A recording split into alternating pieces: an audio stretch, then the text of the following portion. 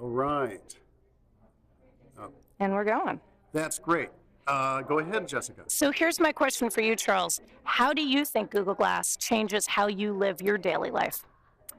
Well, it affects my sort of walking along the sidewalk because people come up to me and ask me about it all the time. And it accepts work because I do a lot of things in social media, and I love to be able to answer a tweet in like sub-second times. People are so shocked.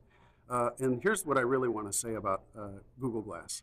If you think about life and work as having three parts: awareness, knowledge, and action.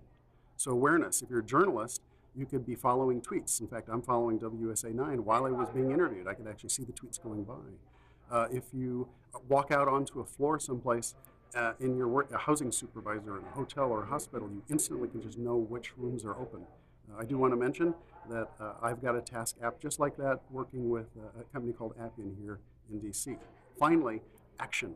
So you're an engineer and you're fixing that jet engine, you can pull up the schematic and what do I do next, what do I do next, what do I do next? And that's all very useful.